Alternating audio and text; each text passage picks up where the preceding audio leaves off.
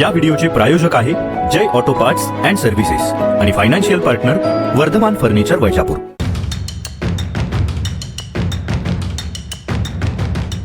आज गाव सगळं विकून टाकलं त्यांनी। विकास फक्त त्यांचा झाला स्वतःचा, घरदार झाले, इस्टेटी भरपूर झाल्या त्यांच्या। त्यांनी सांगावं 5 कामं असे ठळक कोणती केली। ग्रामसभा सुद्धा त्यांनी होऊ देत नाही। विकास झालेला आहे ना तर कागदोपत्री। काय वाटतं मरणानंतर लोकांना सुखाचं मरण नाही का? धुळा जिल्हा परिषदेचा घेऊन मी आज शिरूर गटामध्ये आलेलो आहेत आणि इकडे बिगेस्ट फाईट पाहायला मिळणार आहे। शिवसेनेचे कडवट शिवसैनिक संजय पाटील निकम हे खरं तर या मैदानात असणार आहे। भाजपाकडून सुनील पैठण वगैरे इकडे मैदानात असणार आहे आणि या दोन प्रबळ राजकारण्यांमध्ये इकडे खरं तर लढत लागणार आहे। शिरूरकरांचा कौल नेमकं कुणाच्या बाजूने आहे, शिरूरकर नेमकं काय म्हणतायत हेच जाणून घेण्यासाठी मी आज शिरूर गावामध्ये आलेलो आहेत आणि शिरूर गावातले नागरिक नेमकं काय सांगतात हेच जाणून घेण्यासाठी काही नागरिक आपल्यासोबत बोलण्यासाठी आहेत। मी इकडे सुरुवात करतो काकांपासून। काय नाव? माझं नाव शिवाजी उत्तम जाधव। दोन शिवसेनेमध्ये इकडे सामना मिळणार आहे। एकदा सुनील दादा इकडून निवडून गेले होते, त्यानंतर त्यांच्या नेतृत्वात एकदा महिला निवडून गेली। काय काय आपल्या गावात विकास झाला, काय काय झालं सांगा। विकासच झाला नाही। कशाचा विकास? विकास फक्त त्यांचा झाला स्वतःचा, घरदार झाले, इस्टेटी भरपूर झाल्या त्यांच्या। बाकी लोकांचा पब्लिकचा काही विकास नाही झाला। बरं, मी त्यांची एक विस्तृत मुलाखत घेतली। ते म्हणाले की मी 24 तास जनतेच्या सेवेत असतो आणि त्यामुळे नागरिक मला संधी देतील। कशी काय देतील संधी? सेवा म्हणजे काय? सेवा म्हणजे फक्त मेवा खायपुरता सेवा आहे का? सेवा काय असती की जनतेची सेवा ही असती, गोर गरिबापर्यंत त्यांनी जायला पाहिजे। आज विहिरी झाल्या कोणाच्या? त्यांच्याच लोकांच्या झाल्या, दुसऱ्याच्या कुठं विहिरी झाल्या? घरकुलं झाले। आज गाव सगळं विकून टाकलं त्यांनी। गावात जागा सुद्धा, अहो मुतायला जागा नाही गावात, मुतायला लघवी करायला जागा नाही। कशाचा विकास आहे? बर, शिवसेनेकडून संजय निकम उमेदवार असतात, असं म्हटलं जातं की शिंदे सेनेचाही त्यांना पाठिंबा आहे। तथ्य काय आहे आणि शिवसेनेची ताकद कशी आहे इकडे? 100% आहे। दोन्ही शिवसेना एकच आहेत। शिरूर गटात मला तरी वाटतं की धनुष्यबाणाचे जेवढे बी लोक आहेत ते संजय पाटलालाच मतदान करतील, म्हणजे मशाललाच मतदान करणार आहे। आणि उबाटाचे तर लोक 100% त्यांच्या पाठीमागे आहे। उमेदवार आम्हाला चांगला मिळालेला आहे आणि त्यांचं कामही चांगलं आहे। 30-35 वर्षापासून ते जनतेची सेवा करतायत। सत्ता त्यांना मिळाली नाही, आता सत्ता जवळजवळ त्यांच्या म्हणजे जवळ आलेली आहेत आणि त्यामुळं संजय पाटील निवडून येतील। खरं तर एक इंटरेस्टिंग लढत यासाठी आहे। काल इकडे आमदार बोरणारे आले होते आणि बरोबर ना, त्यांचा एक फोटो मी बघितला, त्यावेळेस संजय निकमही तिकडे उपस्थित होते। त्यामुळे इकडची शिंदे सेना देखील ठाकरेंच्या उमेदवाराच्या पाठीमागे आहे असं चित्र इकडे पाहायला मिळालं। सत्य परिस्थिती त्यातून दिसली। त्यामुळे दोन शिवसेना एकत्र येऊन उमेदवाराला पाठबळ देताना मी पहिल्यांदाच राजकारणात किंवा राज्यात ही घडामोड पाहतोय। आणखी काही नागरिकांशी आपण, काय नाव दादा? कृष्णा भाऊसाहेब जाधव। जाधव साहेब, काय काय विकास केला सुनील दादांनी सांगा पटापटा। हो, विकास झाला असता तर आम्हाला ही बोलायची वेळ आली नसती। असं कसं काहीतरी केलं असेल ना सुनील दादांनी? मीच त्यांना विचारेन का त्यांनी आता ही 5 वर्ष जी त्यांच्याकडे होती, पंचायत समिती सभापती पद पण त्यांच्याकडे होतं आणि जिल्हा परिषद पण त्यांच्या ताब्यात होती। तर त्यांनी सांगावं 5 कामं असे ठळक कोणती केली। मी त्यांची मुलाखत घेतली। ते म्हणाले की मी 24 तास जनतेच्या सेवेत असतो आणि त्यामुळे नागरिकांचे कामं केलं, त्यामुळे नागरिकांना माझ्यासाठी मतदारसंघ काय फार हे नाही, लोक निवडून देतील मला। मी तर असं म्हणेल, त्यांचा फोन आता सुरू झाला, आता सगळ्यांशी संपर्क चालू झाला, त्यांचा फोन येतो त्यांना, आता उचलतात पण जोपर्यंत इलेक्शनचं वारं नव्हतं तोपर्यंत त्यांचा फोन पण लागत नाही आणि ठराविक लोकांसाठी स्पेशल नंबर आहे।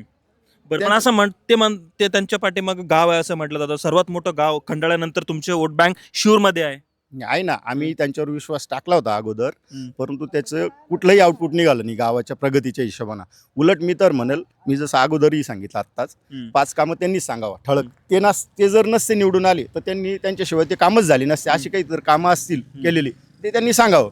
उलट मी तर असं म्हणेल, ग्रामपंचायत पण त्यांच्याकडे होती, म्हणजे ते नंतर त्यांच्याकडे होती, त्यांच्या नेतृत्वात निवडून गेले। त्यांच्या नेतृत्व म्हणजे निवडून आल्यानंतर ते म्हणतात की हा माझा माणूस आहे आणि तो माणूस कोणत्या पद्धतीनं त्यांचा होऊन जातो तो त्यांना माहिती आहे। एवढं डिटेल नाही सांगता येणार मला, परंतु फक्त सांगण्यापुरता मुद्दा असा आहे ग्रामपंचायतच्या माध्यमातून का त्यांनी जी ग्रामसभा असते ना, प्रत्येक वर्षातून काय ठरल्याप्रमाणे ते व्हायला पाहिजे, त्या ग्रामसभा सुद्धा त्यांनी होऊ देत नाही.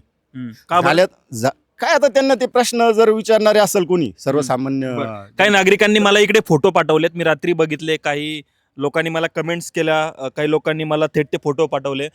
तुमच्या रुग्णालयाची इथली अवस्था मला पाठवली. पोस्टमार्टमच्या विभागातले अंतर्गतले ते मध्ये मयत झालेल्या लोकांचे कपडे घाण तशीच साचलेली आहे. ही सगळी अवस्था बघून ते म्हणतात मी विकास केला. मग काय झालं हा, मग मी सांगण्यापेक्षा तुम्हाला मी म्हणजे तुम्हालाच मानील मी मीडियाला, कारण तुम्ही हे सगळं बाहेर आणताय आणि खरी जी परिस्थिती आहे ती तुम्ही दाखवताय, याच्या बदल्यात तुमचं सुद्धा अभिनंदन. मी त्यांचंही म्हणणं जाणून घेतलं. खरं तर त्यांच्या विरोधामध्ये संजय निकम यांनी एक तक्रार दाखल केली होती. त्या तक्रारीचं काय झालं असं म्हटलं गेल्यानंतर त्यांचं स्पष्टीकरण आहे, त्यामुळे समोर आलं. काय माहितीये का, संजू भाऊला खरं म्हणजे ना आतापर्यंत आमच्या परिसरात संधीच दिली नाही त्यांना काम करून दाखवण्याची. त्याच्यामुळे बरं, दोन शिवसेना इकडे एकत्र झाल्याचं नागरिकांच्या आता फेसबुकवर सुरू झालंय की सर भाऊ वेगळे नाहीत, पाठी संजू भाऊंचे उभा राहा. खरंच दोन शिवसेना एकत्र आहे की काय इथे खरंच? नाही, आता हे मी सांगण्यापेक्षा तुम्हाला हे क्लिअर झालं काही असं आहे का? आहे का? नाही, असं चित्र मी तुम्हाला लोकांमध्ये विचारलं. सोशल मीडियावर मला दिसतंय म्हणून मी तुम्हाला विचार. नाही, तुम्ही बघितलं, तुम्ही खात्री पण केली. काय वाटलं तुम्हाला ह्याच्यातनं? माझ्यापेक्षा तुम्ही सरस आहे आणि तुम्हीच करेक्ट उत्तर देऊ शकता या प्रश्नाचं. बरं, कारण मी संजय निकम यांना हा प्रश्न विचारला. संजय निकम म्हणाले की घोडा मैदान समोर आहे, सर माझं काम करतील का, सरांचे कार्यकर्ते माझं काम करतील, हे तुम्हाला दिसेल. नाही, आम्ही तर काय सोबतच कार्यकर्ते आम्ही सोबत आहे ना, संजू भाऊंच्या सोबत आहे आम्ही. बर नाव सांगा. बापूराव वाळे. बरं, काय कौल काय सांगतो? कौल हेच सांगतं संजय पाटील निकम साहेब. का बरं संजय भाऊ, सुनील भाऊंनी काय काम केले नाही का इकडे? भाऊंनी याच्या मागे बी भरपूर लोकांना, गरीब लोकांना मदत केलेली आहे आणि याच्या पुढेही करतील. त्याच्यामुळे आमचं मत संजय पाटील निकम यांनाच आहे. बर बर, सुनील भाऊंनी काम केलं असेल ना त्यांच्या काळात? सुनील भाऊच आता हे बघा ना समोर कसं आहे, याच्यावरूनच आपण अंदाज लावणार सुनील भाऊंनी काय काम केलेलं असं. नाही, पण मी त्यांची मुलाखत घेतली, ते म्हटले मी 24 तास जनतेच्या सेवेत आहे. आता मी लहानपणापासून शोर गावात येत राहतो, मला तर काही विकास वाटत नाही या गावात झालेला. बर बर बर, मग आता कोणाला संधी, ठाकरेच्या उमेदवाराला का भाजपाच्या? ठाकरे. तर तरुण मला भेटलेत. काय नाव दादा? माझं नाव विजय तुपे. बर, आपल्या गटातून एकदा सुनील दादा निवडून गेले होते, एकदा त्यांच्या नेतृत्वात महिला निवडून गेली होती. दादांनी काय काय विकास कामं केली? विकास झालेला आहे ना, तर कागदोपत्री. काहीतरी केलं असेल ना, तर असं थोडी. नाही, मला तर काही आठवत नाही विकास. त्यांची एक मुलाखत घेतली, ते म्हणाले मी 24 तास जनतेच्या सेवेत असतो. असतात का? तुम्ही गावकरी आहे, तुमचे मूळ गावचे आहे ते शिवरचे. काही सांगता येणार नाही त्याबद्दल नाही सांगतो. 24 तास असतात की नाही सेवेत? ते म्हणजे आमचं तर काही मुळात काम पडत नाही त्यांच्याकडं असं, आणि असं काही दिसलेलं नाही असं. बरं, इकडून आता ठाकरे गटाचे उमेदवार संजय निकम असणार आहेत, भाजपकडून सुनील पैठणपगारे मैदानात असणार आहे. असं म्हटलं जातं की धनुष्यबाणाचे जे लोक आहेत, कार्यकर्ते, ते संजय पाटील निकम यांचं काम करताय. खरं आहे काय? नाही, तसं तर काही आतापर्यंत दिसलेलं नाही, पण जे लोकांचं असं म्हणजे वैयक्तिक आमचं मत असं आहे की आपला जो आपण जिल्हा परिषद सदस्य निवडणार आहे, तर तो असा पाहिजे की तो सर्वसमावेशक पाहिजे आणि तो गटाचा सर्वांगीण विकासाचा वारसा घेऊन पुढे चालला पाहिजे आणि जनतेच्या प्रश्नाला न्याय दिला पाहिजे. असं कोण आहे मग नेतृत्व? आता सध्याच तरी संजय भाऊ निकम दिसत आहे.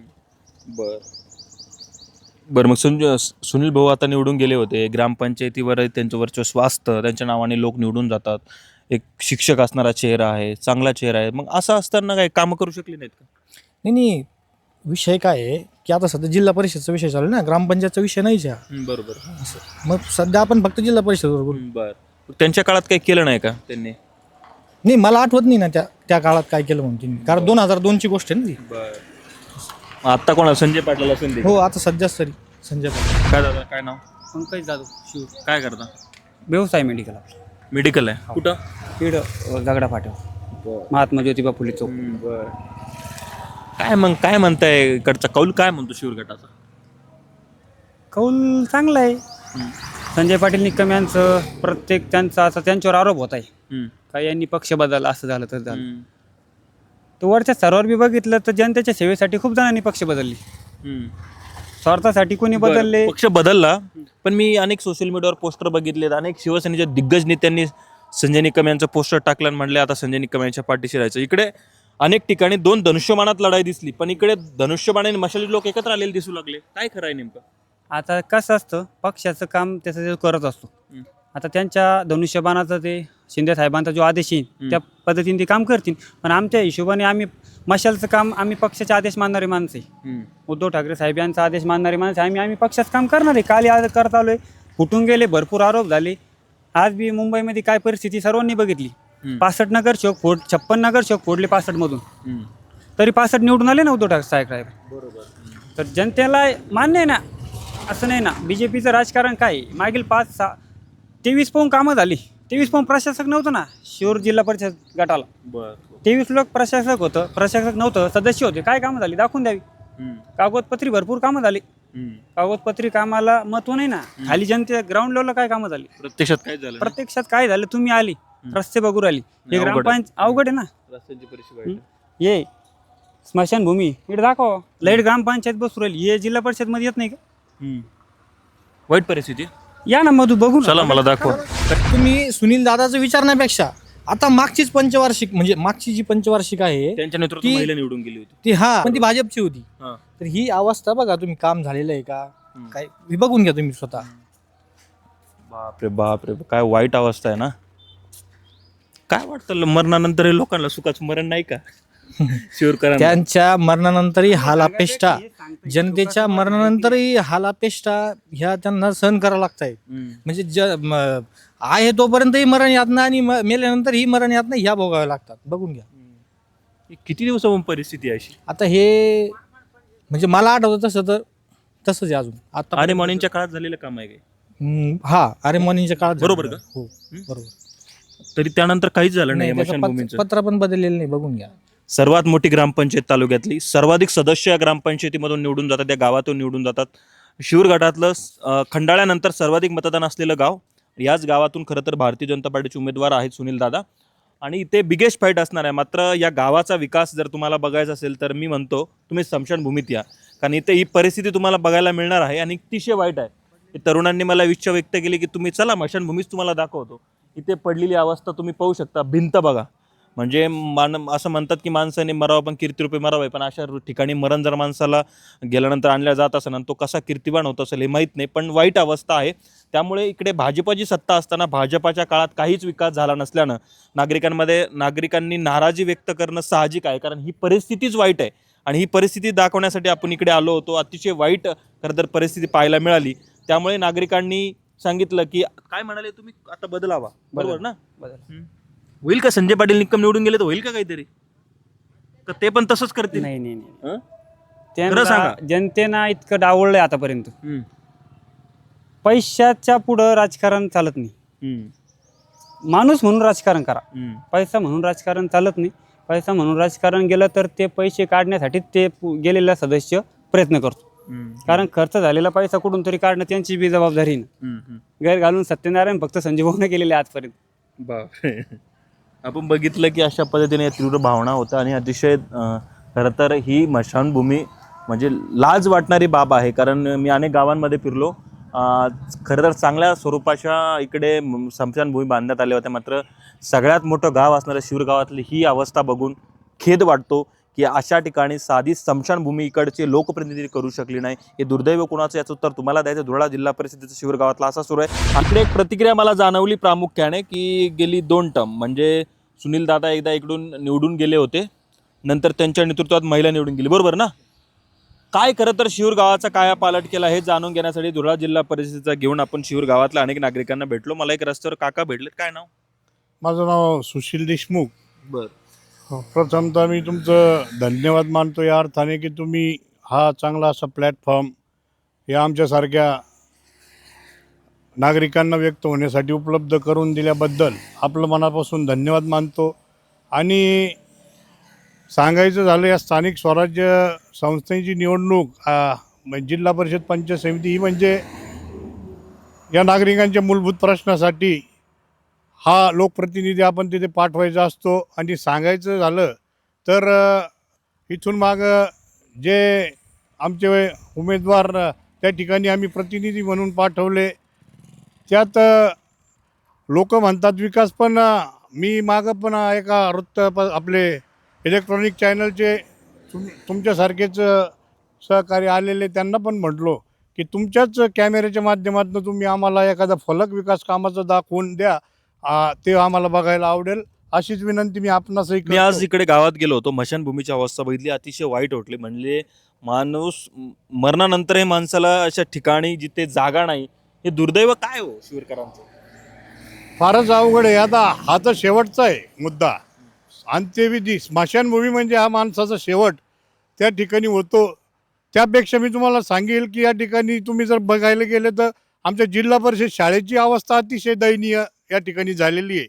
आणि याला कारणीभूत कोण असतं तर हे आपणही जाणतात. मी पण आपण सांगू इच्छितो की लोकप्रतिनिधी याला प्रामुख्याने जबाबदार आहे. ज्या ठिकाणी गरिबांच्या लेकरांचे या ठिकाणी भविष्य घडणारं हे जिल्हा परिषद शाळेचं हे असतं आणि त्या ठिकाणी जर भविष्य शिवरचं घडणार नसेल त्यापेक्षा दुर्दैव दुसरं असूच शकत नाही. बरं, आणि- त्यांची एक मुलाखत घेतली. सुनील पैठणबगर यांचं एक स्पष्टीकरण घेतलं. त्यावेळेस त्यांना विचारलं की काय अनालिसिस आहे तुमच्या मतदारसंघात. ते म्हणाले मी 24 तास जनतेच्या सेवेत असतो, 24 तास लोकांसाठी काम करतो, त्यामुळे लोक मला निवडून देतील. असतात का 24 तास? माझा अनुभव मी सांगू इच्छितो. लोकांचं तर मी काही सांगू शकत नाही. मी वैयक्तिक त्यांच्यासोबत 15 वर्ष या ठिकाणी काम मागं भूतकाळात केलेलं.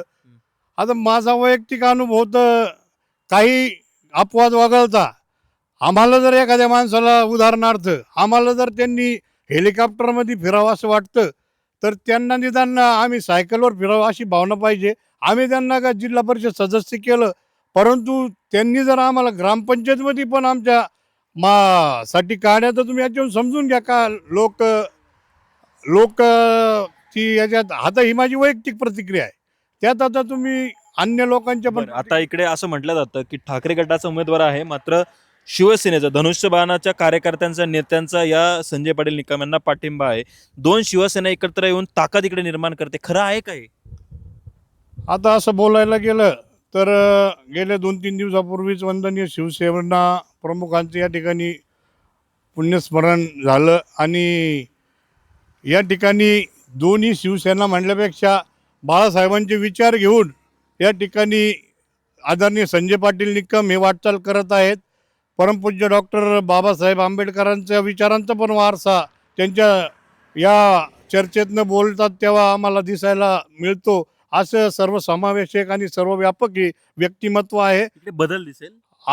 अनेक नक्कीच बदल या ठिकाणी 100% बदल या ठिकाणी दिसेल.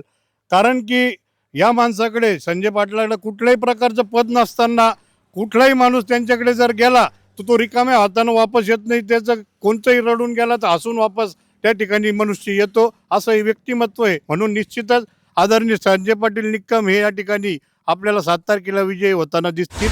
शिवरमधून आता तुम्ही कुठले आहेत पहिले तर? शिवरचे. Sure proper. काय मग शिवरमध्ये काय परिस्थिती आहे? भाजपाच्या उमेदवाराकडं एकदा भाजपाच्या नेतृत्वात एकदा महिला निवडून गेली, एकदा दादा गेले. काय काय कामं झाली? कामं तर असे दिसून तर नाही येते आम्हाला, पण आता कामं होतील. काय संजय पाटील निकम आले तर होतील, नाही तर नाही होणार असं वाटतं आम्हाला. आमच्या मनातलं सांगतो आम्ही. बरं, मी खंडाळ्यातल्या मुस्लिम बहुल भागांमध्ये गेलो होतो. तिकडे अनेक नागरिकांना भेटलो. भाजपाविरुद्ध रोष आहे लोकांचा. का हो भाजपवर एवढा रोष? रोष म्हणजे लोक नाराज आहे थोडे. काय कामं नाही दिसत, काही नाही, म्हणून नाराज आहे लोक. बर बर. खरं तर अनेक फॅक्टर, अनेक काही गोष्टी राजकारणात आल्या जातात. खरं तर पत्रकारांनी ते मुद्दा उपस्थित करायला नको.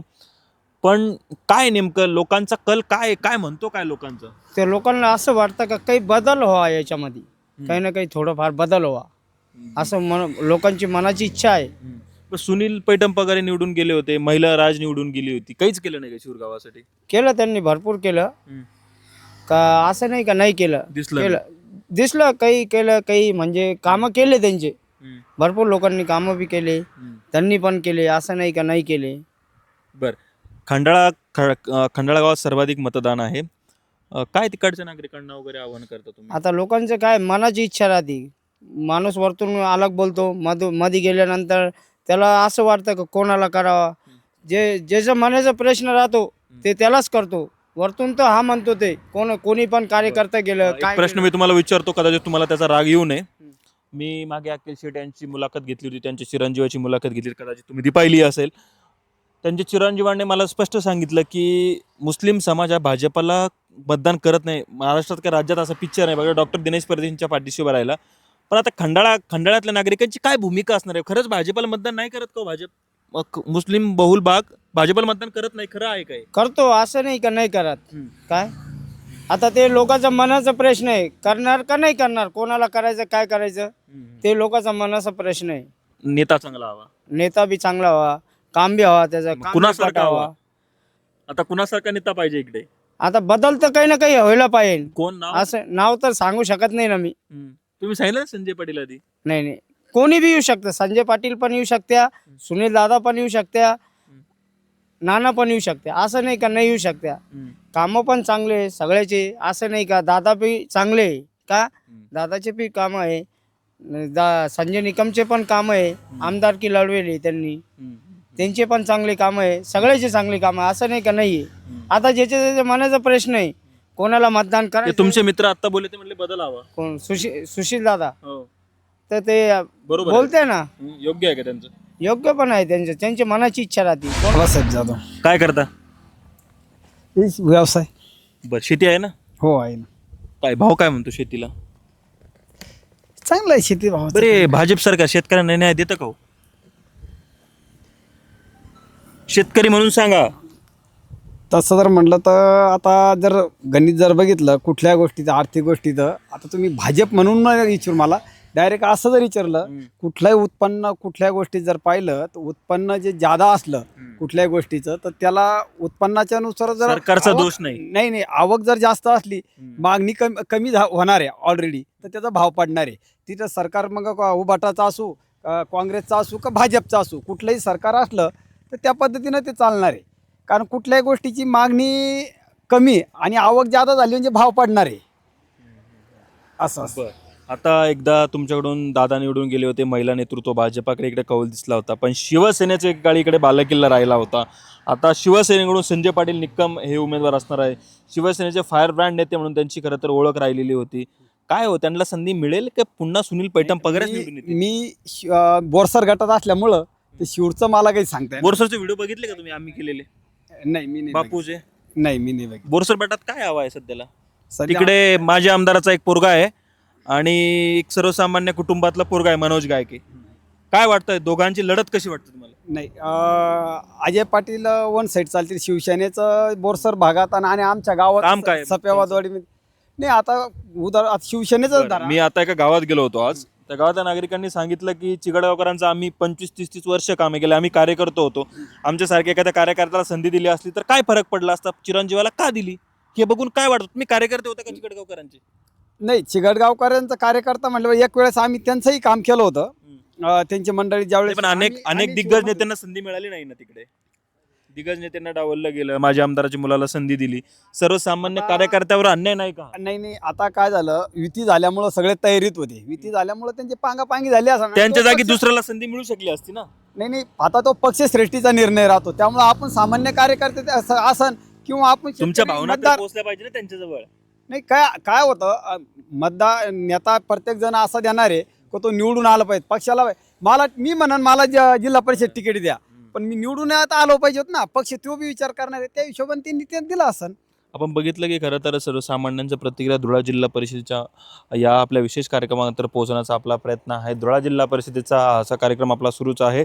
अनेक नागरिकांशी आपण आणखी बोलणार आहोत. माझं सहकारी कृष्णासोबत मी नितीन थोरात, वैजापूर, छत्रपती संभाजीनगर.